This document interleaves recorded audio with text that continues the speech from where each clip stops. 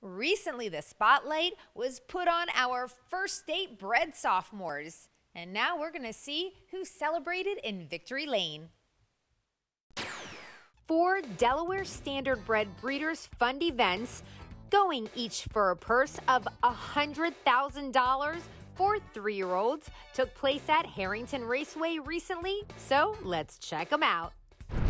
First, we'll take a look at our DSBF sophomore pacing fillies in action, racing in memory of Ben Stafford Jr. Stealing bases maintains the advantage over Tobago Time. Righty one still sitting there third and fourth. That's Seaboom Beauty, followed by Del Marvelous Design. They go by 3/4 in 1:26 and 4/5. They race on the final turn, and it's stealing bases on top. Tobago Time racing about 2-3 lengths back. In third is Rowdy One. They come toward the top of the stretch. Tobago Time out of the 2-hole to go after stealing bases. They come off the turn. Tobago Time on the outside after stealing bases, and Tobago Time out in the center track has gotten the lead as they come toward the wire. Tobago Time draws away. Tobago Time and Allan Davis in front.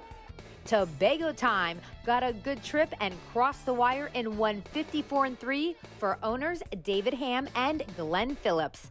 David Hamm is also the breeder of this daughter of Tobago Cays, who paid $38.60 to win in the Ben Stafford Jr. Memorial. Named for a talented horseman who campaigned many DSBF contenders over the years, including Badlands Jenna and Badlands and Art. Tobago Time is trained by Chuck Crissman Jr.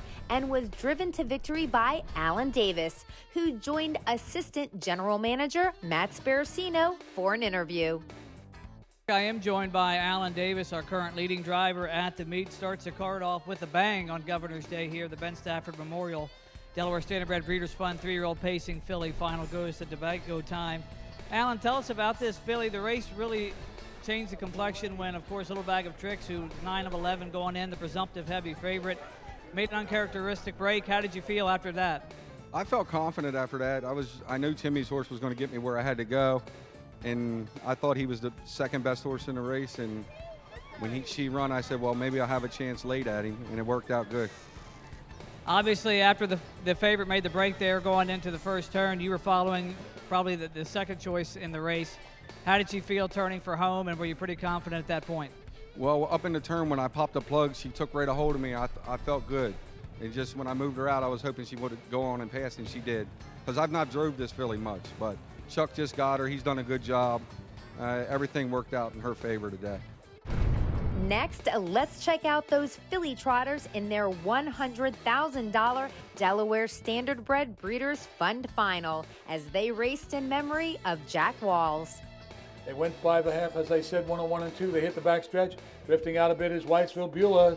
So up the inside, Jazzy Judy. How do you like this as they go to 3/4?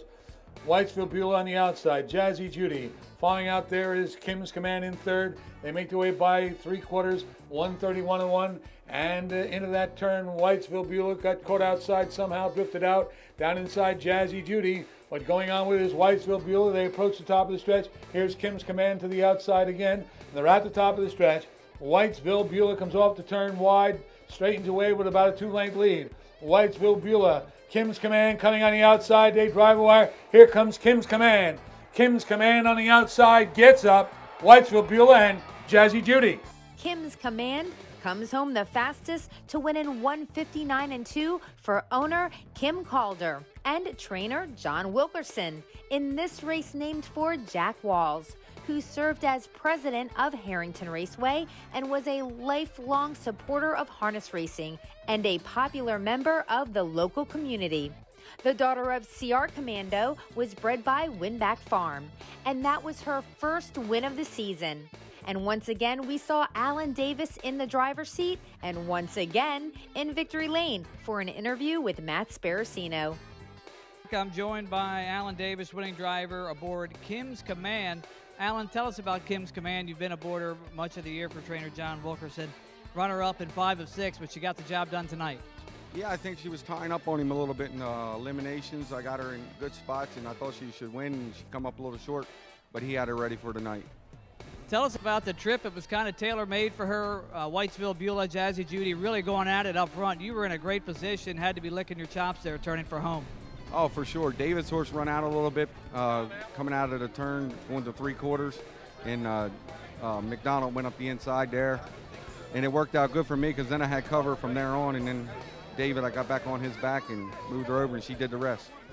Whitesville, Beulah, very game in defeat after winning her eliminations and going a big trip again tonight. Were you surprised how game she was to the wire? Yeah, she's tough. If she stays flat early, she's one of the ones to beat in this division. So, leading driver Allan Davis, another win, this time aboard Kim's Command and the $100,000 Jack Walls Memorial. Moving on, we'll see those 3-year-old Delaware-bred male pacers in action in their Rich DSBF final. They race midway up the backstretch, heading toward 3/4. First State Johnny, a length and a half. Right there is Subban, about 3 lengths now. Taking over third is Enrico, dropping back Mr. Ramsey. 3/4 and 125 and 4 around the final turn. First State Johnny getting ready for Subban, and Subban comes to the outside. They come to the top of the stretch. First State Johnny with Subban and Allan Davis. They come off the turn. First State Johnny, half-length leader. First State Johnny, Subban on the outside. They come through the stretch. First State Johnny still there. First State Johnny's got the lead coming toward the wire. First State Johnny's in front for Barton Dahlias.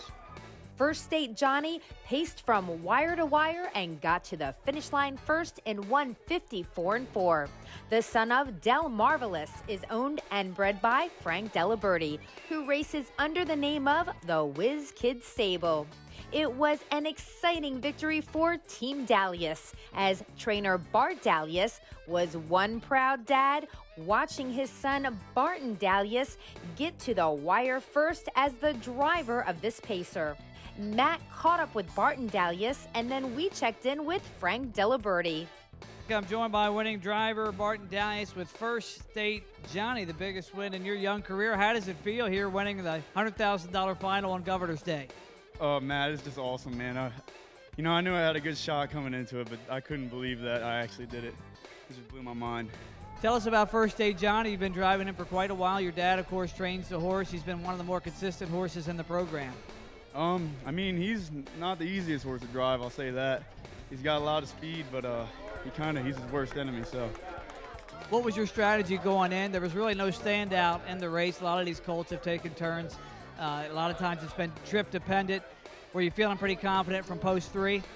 Yeah, I definitely like drawing the inside. A lot of the good horses were on the outside, so that's always a help. I gotta say my plan was just pretty simple, was try and get the front. Bart Dahlias, congratulations. Also to Dad Bart, his father Bart Dahlias, who trains the horse in the Whiz Kid Stable. First State Johnny, the $100,000 3-year-old pacing Colton Gelding final winner. Tell us about that race. Well, it's a big deal for us. I mean, it's not every day you win a big race like this, and I'm so happy for little Bart getting a big win like this. Hopefully it'll help his career out.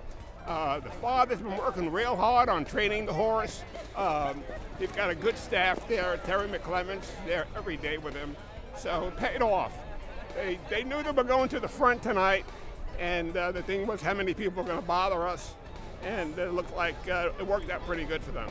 And what about that horse? Tell us what it's like to own that horse. Well, it's a homebred. We bred it. Andy Marcano is in charge of the breeding program for me. And it was Adele Marvelous and Johnny Gold.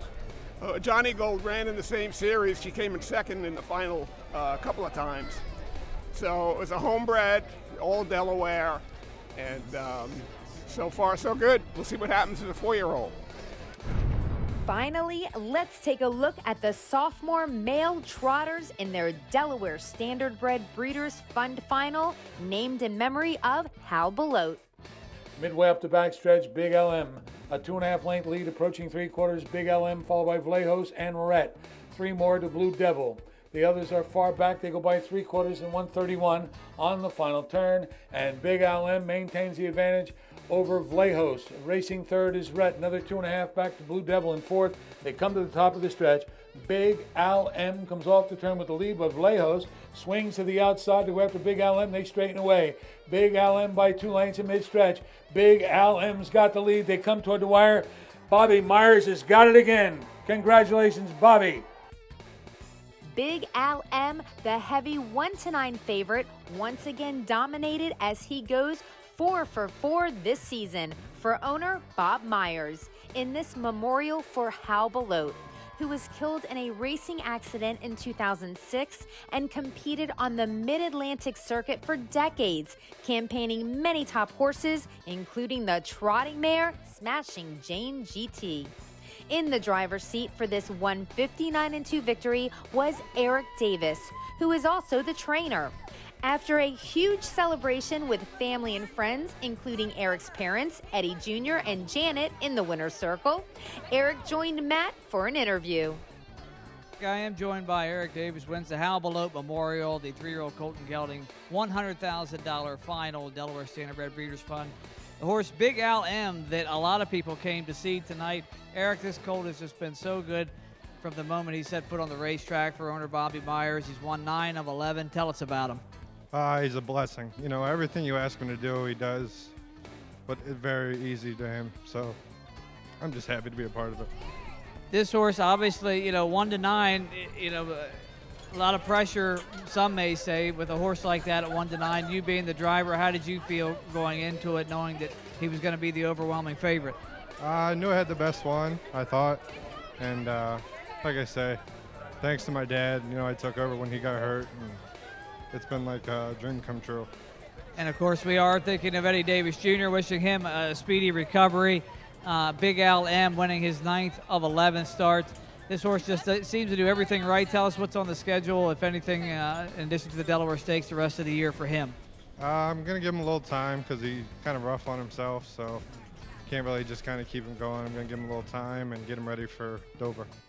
Well, Eric, and all the connections of Big Al M, we wish you continued success. Congratulations. Thank you. Post Time would like to once again congratulate our 3-year-old Delaware Standardbred Breeders' Fund final winners and all of their connections.